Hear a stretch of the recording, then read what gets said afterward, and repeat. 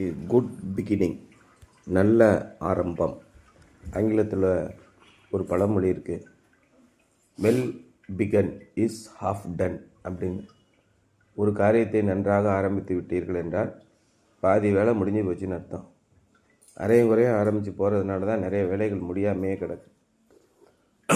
அது உங்களுடைய படிப்பு வாழ்க்கையாக இருந்தாலும் சரி, இந்த உலக வாழ்க்கையாக இருந்தாலும் சரி, அல்லது நம்முடைய ஆவிக்குரிய வாழ்க்கையாக இருந்தாலும் சரி, எப்படி நீங்கள் ஆரம்பிக்கிறீங்க அப்படிங்கிறது ரொம்ப முக்கியம். எப்படி நடக்கிறீங்க அப்படின்றது முக்கியம். தெளிவில்லாத தேவையில்லாத ஒரு விஷயத்தை பற்றி எதுக்கு நம்ம பேசணும்? அதான் இங்கே சொல்கிறார். எப்படி நீங்கள் ஆரம்பிக்கிறீங்க? இந்த கொலைசேரில் அவர் சொல்லியிருக்கிறது பூரா அவருக்குள் என்ன இருக்குது? ஞானம், அறிவு ஆகிய எல்லா பொக்கிஷங்களும் அடங்கி இருக்கிறது அப்படின்னு போட்டிருக்க. 3ஆம் வசனம், 2ஆம் அதிகாரம் 3ஆம் வசனம் பாருங்கள். அதே மாதிரி 8ஆம் வசனம் பார்த்திங்கன்னா, இந்த உலக பிரகாரமான ஞானத்தினாலும் மாயமான தந்திரத்தினாலும் ஒருவனும் உங்களை கொள்ளை கொண்டு போகாதபடிக்கு எச்சரிக்கையாயிருங்கள். நீங்கள் அடைந்திருக்கிற அல்லது பின்பற்றுகிற நம்பிக்கையை ஒருவனும் தந்திரத்தினாலே ஏமாற்றி விடாதபடி எச்சரிக்கையாயிருங்கள். ஒருவனும் உங்களிடத்திலே வந்து நயமாக பேசி உங்களை ஏமாற்றி விடாதபடி எச்சரிக்கையாயிருங்கள். இந்த அறிவெல்லாம் நமக்கு எப்படி வரும்? அதான் மறுபடியும் முன்னாடி இருக்கிற வசனம், அவருக்குள் ஞானம், அறிவு எல்லாம் அடங்கி இருக்கிறது. நீங்கள் ஒரு போதகத்தை கேட்கிறீர்கள் என்றால் உங்களுடைய மனதிலே ஆண்டவருடைய வசனம் இருக்கிறது என்றால், சப்போஸ் உங்களுக்கு ஆண்டவருடைய வசனத்தை நீங்கள் சத்தமாக படித்தாதான் அந்த வைப்ரேஷன் உங்கள் மனசில் தங்கும். அப்படி இல்லைன்னா அட்லீஸ்ட் நீங்கள் என்ன பண்ணுங்கள், அந்த ஆடியோ வாய்ஸாவது கேளுங்க. ஆடியோ பைபிள் இருக்குது, அது கேட்கும்போது நம்முடைய மனதிலே வசனங்கள் தங்கும். அப்படி இருக்கும்போது ஒருவனும் உங்களை ஏமாற்ற முடியாது. அவன் என்னத்தை போதிக்கிறான் அப்படின்னு கேட்டிங்கன்னா, ஏற்கனவே இருக்கிற உருட்டை தான் உருட்டிக்கிட்டே இருக்கான். உங்களுக்கு வந்து ஆண்டவர் ஆசீர்வாதத்தை கொடுப்பார், அதை கொடுப்பார், இதை கொடுப்பார் அப்படின்னு நம்மளை ஏமாத்துறதுக்கே சொல்கிறவங்களாம் இருக்காங்க. அந்த காலத்திலேயே, பவுல் இருந்த காலத்திலேயே என்னென்னலாம் நமக்கு கிடைக்கும், இதனால் உங்களுக்கு பணம் கிடைக்கும், செல்வம் கிடைக்கும், அது கிடைக்கும், இது கிடைக்குன்னு பொய்யா நம்மளை ஏமாத்துறாங்க. அதையும் எழுதுகிறார். அது மனுஷர்களின் பாரம்பரிய நியாயத்தையும் உலக வழிபாடுகளையும் பற்றினதே அல்லாமல் வேறு கிறிஸ்துவை பற்றினது அல்ல. கிறிஸ்துவையும் தேவனையும் பற்றிய ரகசியத்தை அறிந்து கொள்ளுங்கள். பழியை அல்ல, கீழ்ப்படிதலையே அவர் விரும்புகிறார். தேவனுடைய சித்தம் இன்னதென்று தெரிந்து கொள்ள வளருங்கள்னு சொல்கிறார். இது பார்த்தீங்கன்னா இந்த 2ஆவதுல சொல்லுவார் அவர். அதாவது பிதாவாகிய தேவனுக்கும் கிறிஸ்துவுக்கும் உரிய ரகசியத்தை அறிந்து கொள்கிற உணர்வின் பூரண நிச்சயத்தினுடைய எல்லா ஐஸ்வர்யத்திற்கும் உரியவர்களாக வேண்டும் என்று நீங்கள் மேலும் மேலும் வளரணும், எனக்கு பிரியமாயிருக்கிறது அப்படின்னு சொல்கிறார். இப்போ பிதாவாகிய தேவனுடைய சித்தம் என்னதென்று அறிவதிலேயே நீங்கள் வளருங்கள். எப்படி அறிவது? ஆண்டவருக்கு எது பிடிக்கும்னு எப்படி தெரிஞ்சுக்கிறது? பிதாவாகிய தேவனுடைய சித்தம் என்னதென்று அறிஞ்சுக்கணும்னா என்ன சொல்கிறாருன்னா, தப்பு தப்பாக எழுதி குழப்புறாங்க பைபிள். ரொம்ப இன்றைக்கி நடைமுறை வசனம் என்னென்னா, ஆண்டவருக்கு எது பிடிக்கும் அப்படின்னு தெரிஞ்சுக்கோங்க அப்படின்னு சொல்கிறார். அவ்வளோதான், ரொம்ப சிம்பிள். என்ன பிடிக்கும் ஆண்டவருக்கு? இந்த வசனத்தை படித்து பாருங்கள் அப்படிங்கிற. இந்த உலக பிரகாரமான ஆசையினாலே நான் இறைவனை வணங்குகிறவனாக இருந்தால், நல்ல வீடு வாங்க வேண்டும், செல்வ செழிப்பாக இருக்க வேண்டும், சௌபாக்கியமாக இருக்க வேண்டும், அனைத்து சுகங்களையும் பெற்று வாழ வேண்டும் என்பதுதான் எல்லா மக்களுடைய நோக்கமாக இருக்கிறது. இதுதான் பிதாவின் சித்தம். ஆகவே நீங்கள் எனக்கு காணிக்கைகளை கொடுத்தால் உங்களுக்கு வீடு கிடைக்கும், உங்களை பல மடங்கு பெருக பண்ணுவார் அப்படின்னு போதகம் பண்ணுறாங்க. ஆண்டவர் இத்தனை சொத்துக்களையும் உங்களுக்கு கொடுப்பதற்கு, இத்தனை பாக்கியங்களையும் உங்களுக்கு கொடுப்பதற்கு வல்லமை உள்ளவராகவும் விருப்பம் உள்ளவராகவும் இருக்கிறார். எந்த ராஜாவும் தன்னுடைய பிள்ளைங்க கஷ்டப்படணும்னு நினைக்க மாட்டார். ஆனால் எந்த ராஜாவாக இருந்தாலும் அவருடைய பிள்ளைகள், அதான் பவுல் சொல்கிறார், குறைந்த காலத்திற்கு நீங்கள் மைனராக இருக்கிற வரைக்கும் என்ன செய்யணும்? ஆசிரியருக்கு நீங்கள் இணங்கி நடக்க வேண்டும். ஒரு ஆசிரியர் இருக்கார், ஒரு வேலைக்காரர் இருக்காருன்னா அவங்கள அடித்து தான் வளர்ப்பாங்க. ஒரு தாதிமார் இருக்காங்கன்னா நீங்கள் அங்கிட்டு போய் கல்லை எடுத்து வாயில் வச்சு தின்னுக்கிட்டு இருப்பீங்க. சின்ன பிள்ளையாக இருக்கும்போது சட்டுன்னு வாயில் ஒரு அடி போட்டால் தான் அதுக்கப்புறம் கல்லை எடுத்து திங்க மாட்டீங்க. ஓஹோ இந்த கல்லை திங்கக்கூடாது போல், இல்லைன்னா சாணியெல்லாம் தின்னுக்கிட்டு இருக்குங்க குழந்தைங்க சின்ன பிள்ளைங்களா இருக்கும்போது. அப்போ என்ன காரணம் நடக்குது, என்ன எது தவறு எது சரி என்று கற்றுக் கொடுக்கும் வரைக்கும் உங்களை அடித்து வளர்ப்பார்கள். அதுதான் பவுல் சொல்கிறார். நீங்கள் சின்ன பிள்ளையாக இருக்கிற வரைக்கும் உங்களை ஆண்டவருடைய கட்டுகளுக்குள் வளர்ப்பார்கள். எப்படி நீங்கள் ஆரம்பிக்கிறது, அதான் இன்றைக்கி இதை பற்றி பேசுகிறாரு. கொலோசியர் 1:2 கொலோசிய பட்டணத்தில் கிறிஸ்து இயேசுவுக்குள் பரிசுத்தவான்களும் விசுவாசிகளுமாயிருக்கிற சகோதரருக்கு எழுதுகிறதாவது, நம்முடைய பிதாவாகிய தேவனாலும் கர்த்தராகிய இயேசு கிறிஸ்துவினாலும் உங்களுக்கு கிருபையும் சமாதானமும் உண்டாவதாக. To the holy and faithful brothers in Christ at Colossae, grace and peace to you from God our Father. Colossae probably would never have been mentioned in the New Testament had it not been for the church there. அங்கே கொலோசே பட்டணத்தில் ஒரு சபை இல்லை என்றால் அது நிச்சயமாக இங்கே பைபிளில் அதை பற்றி எழுதியிருக்கவே மாட்டாங்க. The city is never named in the book of Acts because Paul did not start the Colossian church, nor did he ever visit it. அந்த இவருக்கு அப்போஸ்தலருடைய நடவடிக்கைகளில் கொலோசிய பட்டணத்தை பற்றி எழுதியிருக்கவே மாட்டாங்க. பவுல் அங்கே போய் அவருடைய ஊழியத்தை ஆரம்பிக்கலைன்னா. Paul had heard of their faith, but he had never seen these believers personally. Pavul அவருடைய விசுவாசத்தை பற்றி கேள்விப்பட்டிருந்தார், ஆனால் தன்னுடைய வாழ்க்கையில் ஒரு நாள் கூட அவர்களை போய் பார்க்கவே இல்லை. Here was a church of unknown people in a small town receiving an inspired letter from the great apostle Paul. அப்போஸ்தலராகிய பவுலுடைய கடிதத்தை மட்டுமே பார்த்து அதனாலே ஈர்க்கப்பட்டு ஒரு சிறு மந்தையாக அங்கே மக்கள் இருந்தார்கள். அவர்கள் சபையை கட்டி, யாருன்னே தெரியாது, சபையை கட்டி வாழ்ந்து கொண்டிருந்தார்கள். The Colossian church was the outgrowth of Paul's 3-year ministry in Ephesus. எபேசு பட்டணத்திலே 3 வருடங்கள் அவர் ஊழியம் செய்தார். அந்த ஊழியத்திலே கிடைத்த தகவல்களை வைத்து வளர்ந்த சர்ச்சு தான் Colossian church. So effective was the witness of the church at Ephesus that all the Jews and Greeks who lived in the province of Asia heard the word of God. எபேசு பட்டணத்திலே அவர் தங்கியிருந்த காலத்திலே அவர் கொடுத்த தேவனுடைய வார்த்தைகளை அங்கே இருந்த எல்லா யூதர்களும் எல்லா கிரேக்கர்களும் கேட்டார்கள். There is a great lesson for us here. God does not always need an apostle or a full-time Christian worker to get a ministry established. ஒரு ஊழியத்தை ஆரம்பிக்க வேண்டும் என்றால் அங்கே தேவனுக்கு பயப்படுகிற ஒரு அப்போஸ்தலரோ அல்லது முழு நேர கிறிஸ்தவ ஊழியக்காரரோ தேவையில்லை என்ற ஒரு விஷயத்தை நாம் இங்கே பார்க்கிறோம்.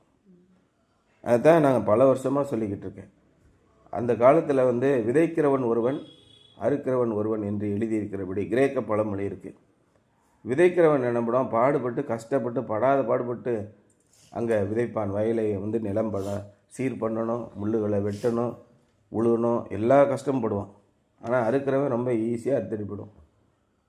அதுதான் நம்ம தமிழ்நாட்டில் ஒரு பழமொழி இருக்குது. தென்னையை வச்சவன் தின்னுட்டு சாவான், பனையை வச்சவன் பார்த்துட்டு சாவான் அப்படின்னு. இந்த பனை மரத்தை வச்சிங்கன்னா 30 வருஷம் அவன் காய்க்கிறதுக்கு. அந்த காலத்திலலாம் நெடுன்னு 100 அடி வளர்ந்துடும். பனை மரத்தை வீட்டை சுற்றி தெருவில் போகிற இடங்களில் கிராமங்கள்லாம் வச்சுருவாங்க. அந்த பனை மரத்தை வச்சவன் என் கண்ணு நல்லா வளர்ந்துருச்சு அப்படின்னு 70 வருஷத்தில் செத்து விடுவான்.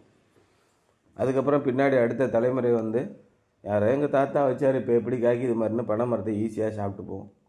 அந்த பனம்பழம் அவ்வளோ சுவையாக இருக்கும். பனங்கூழ்னு ஒன்று தயாரிப்பாங்க.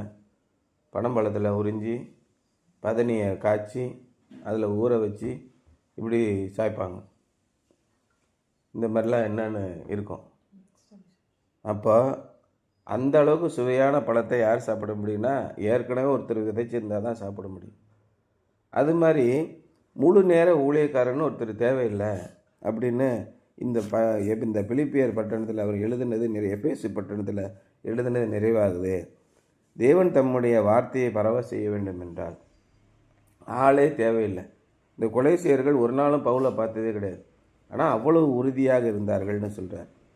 To get a ministry established, not does he need elaborate buildings and extensive organisations. அல்லது தேவனுக்கு தன்னுடைய ஊழியத்தை பரப்ப வேண்டும் என்பதற்கு மிகப்பெரிய கட்டிடங்களோ அல்லது நிறுவனங்களோ தேவையில்லை. It is God's plan that the Christians in the large urban areas like Ephesus reach out into the smaller towns and share the gospel. நம்முடைய வாழ்க்கையை நாம் எப்படி வாழ்கிறோம்? எபேசு பட்டணத்திலே இருந்தவர்கள் அவர்களே தாங்களே போய் பக்கத்தில் இருக்க ஊர்களுக்கெல்லாம் பவுலுடைய செய்தியை சொன்னார். நம்முடைய வாழ்க்கையிலே நாம் கேட்கிற அநேக அற்புதமான விஷயங்களை நீங்கள் மற்றவருக்கு சொல்ல வேண்டும். இயேசு என்ன சொன்னார்னா, கேட்கிறதுக்கு காதுள்ளவன் கேட்கட்டும், காது இருந்தால் கேளு, கேட்கலன்னா போ அப்படின்னு தான் சொல்கிறார். Towns and share the gospel. In your church, is your church helping to evangelize small town mission fields? உங்களுடைய சர்ச் பக்கத்தில் இருக்கிற கிராமங்களுக்கு சுவிசேஷத்தை சொல்கிற ஊழியத்தை செய்கிறார்களா? நம்ம எந்தெந்த ஊரில் நம்முடைய சபை மக்கள் வருகிறார்கள்? இப்போ புத்தாண்டு வந்துருச்சு. புத்தாண்டு வந்த உடனே எல்லாரும் மனசில் ஒரு தீர்மானம் எடுப்பார்கள் இல்லையா? ரெசல்யூஷன் என்ன எடுப்பாங்க? ஆண்டவரே, இந்த ஆண்டு முழுவதும் நான் உமக்கு பயந்து நடந்து அநேக செல்வங்களை சேர்க்க வேண்டும், அப்படி இப்படின்னு ஆளாளுக்கு ஒன்று சொல்லுவோம். எனக்கு இந்த ஆண்டு உமக்கு பயந்திருந்து ஒரு கார் வாங்கி விட வேண்டும், எப்படியாவது என்னுடைய கடையை விருத்தி செய்வேன், இப்படிலாம் ஒரு தீர்மானத்தை எடுப்பார்கள். ஆண்டவரே, இந்த ஆண்டு முழுவதும் நமக்கு பயந்து வளர்ந்து உம்முடைய சித்தத்தை, உமக்கு எதெல்லாம் பிடிக்கும் என்கிற அறிவிலே நான் வளர்ந்து, உமக்குள்ளே அறிவும் சகல ஞானமும் அடங்கி இருக்கிறதே, அந்த ஞானத்தினாலே இன்னும் ஒரு 10 நபர்களுக்கு 10 குடும்பங்களுக்கு உம்மை குறித்து நான் வாழ்ந்து காட்டுவேன் அப்படின்னு தீர்மானம் எடுத்திருந்தா, அட்லீஸ்ட் ஒரே ஒரு அவருக்காவது அடுத்த ஆண்டு நான் இந்த சபைக்கு வரும்போது ஒரே ஒரு ஆத்மாவை உம்முடைய வழியிலே நான் நடத்தியிருப்பேன் என்று தீர்மானித்திருந்தால், இன்றைக்கி நம்ம சர்ச்சில் எத்தனை குடும்பம் இருக்குது? 150 குடும்பத்துக்கு 150 குடும்பம் அடுத்த வருஷம் வளர்ந்துருக்கணுமா இல்லையா? ஆனால் ஒன்றுமே வளரலையே. ஏன்? நாம் கடவுளுக்கு பயந்து நடக்க வேண்டும் என்ற தீர்மானத்தை எடுக்கவில்லை. நான் ஆண்டவருடைய வசனத்தை தினமும் தியானிப்பேன் என்ற தீர்மானத்தை யாரும் எடுக்கலை. நான் ஆண்டவருடைய வசனத்தை மனதிலே நான் தியானம் செய்து கொண்டே இருப்பேன் என்ற தீர்மானத்தை யாரும் எடுக்கலை. நான் ஆண்டவருக்கு பிடித்தமானபடி தேவனுடைய சித்தத்தின்படி வாழ்வேன் என்ற தீர்மானத்தை யாரும் எடுக்கலை. ஆண்டவருடைய அனாதி தீர்மானம் என்ன? நீங்கள் போய் உலகமெங்கும் உள்ள சர்வ சிருஷ்டிக்கும், நாய்க்கும் பூனைக்கும் குதிரைக்கும் அன்பை காட்டுங்கள். அதான் சொல்கிறேன். சுவிசேஷத்தை அறிவியுங்கள். என்ன சுவிசேஷம்? என்ன நற்செய்தி? நற்செய்தின்னா என்ன? நற்செய்தி சொல்லியிருக்கோம்ல. What is the good news? Good நியூஸ்னா என்ன? சுவிசேஷம்னா என்னன்னு தெரியாமல் சுவிசேஷத்தை நம்ம பரப்பிக்கிட்டு இருக்கோம். என்ன சுவிசேஷம்? அது எனக்கு சொல்லுங்கள் தெளிவாக. நற்செய்தி என்ன?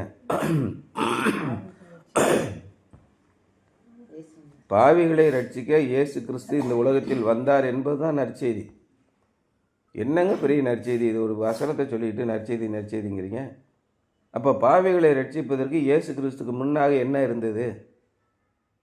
பாவிகளை காப்பாற்றுவதற்கு, பாவிகளை அவர்களுடைய குற்ற செயல்களிலிருந்து அல்லது பாவங்களிலிருந்து பிடித்து அவர்களை விடுதலை பண்ணுவதற்கு என்ன இருந்தது?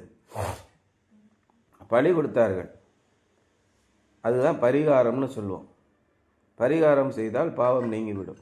2 புறாக்குஞ்சுகளையாவது, ஆட்டுக்கடாவையாவது, மாட்டு காளையையாவது எதை நீங்கள் கொடுக்க வேண்டும், அல்லது குர்பான் காணிக்கை கொடுக்க வேண்டும், அல்லது ஒரு திருத்தலத்திற்கு போய் நீங்கள் மொட்டை போட வேண்டும், அல்லது கத்தியால் கழுத்தை கிழித்து கொள்ள வேண்டும். இப்படி பலவிதமான பரிகாரங்கள். அல்லது கை மாதிரி உருவம் செஞ்சு வைக்கணும், அந்த காவேரியில் ஆற்றில் போய் குளிக்கணும், கங்கையில் போய் குளிக்கணும், பல கன்னியாகுமரியில் போய் குளிக்கணும், ஜெருசலேமுக்கு போகணும், வாட்டிகன் சிட்டிக்கு போகணும். இப்படி பலவிதமான பரிகாரங்களை மனிதர்கள் ஏற்படுத்தினார்கள். இயேசு என்ன சொன்னார்னா, வேண்டாம், பாவிகளை காப்பாற்றுவதற்கு, அவருடைய குற்ற செயல்களை காப்பாற்றுவதற்கு நான் வந்து விட்டேன். என்னுடைய இரத்தத்தை சிந்தியிருக்கிறேன். இந்த இரத்தத்தை நம்புகிறவர்களுக்கு பாவமும் பாவத்தை குறித்த குற்ற உணர்வும் நீங்கிவிடும். நேற்று படித்தோம்ல, சைக்காட்ரியில் என்ன இருக்கும்? குற்ற உணர்வை தான் நீக்கும், குற்றத்தை நீக்காது. ஆனால் இயேசு கிறிஸ்துவின் ரத்தம் குற்றத்தையும் குற்ற உணர்வையும் நீக்கிவிடும், உங்களுக்கு நிச்சயமான விடுதலையை கொடுக்கும். இதைத்தான் நாம் வாழ்ந்து காட்ட வேண்டும், மற்றவர்களுக்கு சொல்ல வேண்டும். இதான் நற்செய்தி. பாவம் செய்தவர்களை அந்த பாவத்தின் பிடியிலிருந்து விடுவித்து வெளியே கொண்டு வருவதற்கு இயேசு கிறிஸ்து வந்திருக்கிறார். அதான் பாவிகளை ரட்சிக்க இயேசு கிறிஸ்து வந்திருக்கிறார். இதான் சுவிசேஷம், இதான் நற்செய்தி. இந்த நற்செய்தியை நீங்கள் வாழ்ந்து காட்ட வேண்டும்.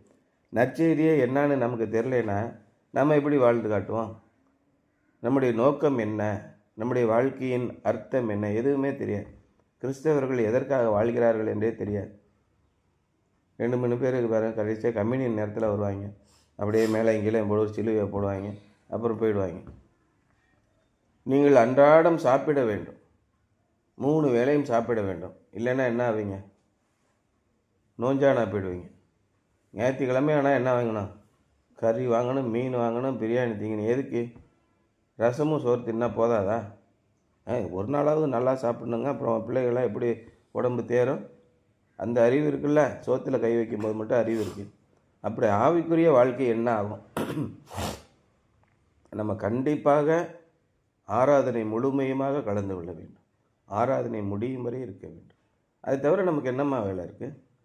ஆண்டவருடைய பாடல்கள் இருக்கக்கூடிய வரிகள் இருக்குல்ல, ஒவ்வொன்றும் உங்களிடம் பேசும்.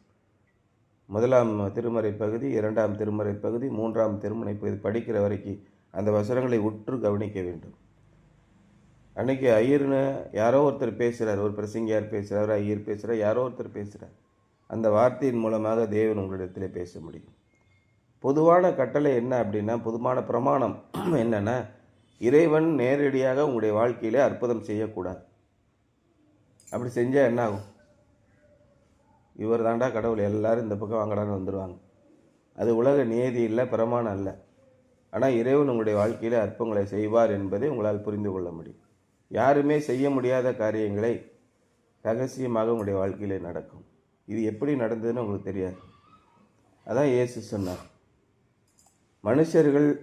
மனுஷர்களால் புறம்பே தள்ளப்பட்ட கல்லே மூளைக்கு தலைக்கல்லாயிற்று. கொத்தனார் வீடு கட்டும்போது, பெரிய பெரிய பில்டிங் கட்டும்போது அன்ஷேப்டாக ஒரு கல் இருக்கும். இது என்னடா அந்த கல், தூக்கி ஓரத்தில் போடுங்கடா, நல்லா சதுர கல்லாக கொண்டு வாப்பா அப்படின்னு சொல்லிக்கிட்டே இருப்பான்.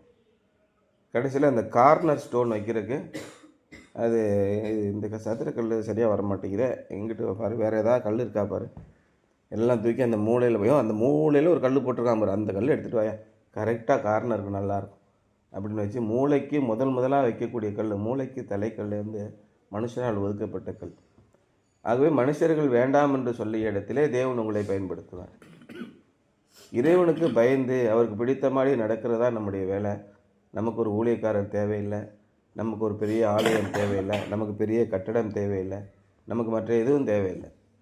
ஆண்டவர் நினைத்தால் அனைத்தும் நடக்கும். இங்கே அதை தான் அந்த கொலோசையர் பட்டணத்திலே பவுலை பார்க்காமலேயே, அல்லது பவுல் அந்த மக்களை பார்க்காமலேயே மிகப்பெரிய சாட்சியாக வாழ்ந்தார். அதான் அற்புதமான ஒரு ஆரம்பம். நம்முடைய வாழ்க்கையில் ஆண்டவருக்காக நாம் பிரியமுள்ளவர்களாக நடக்க வேண்டும் என்றால் ஆண்டவருடைய வசனத்தை கை கொண்டே நம்மளால் வாழ முடியும். தினமும் ஆண்டவருடைய வசனம் உங்களுடைய மனதிலே செல்ல வேண்டும். அவருக்குள்ள நல்ல ஆரம்பத்தை நீங்கள் ஆரம்பிக்க வேண்டும் என்பதுதான் இன்றைய சிந்தனை. சரியா?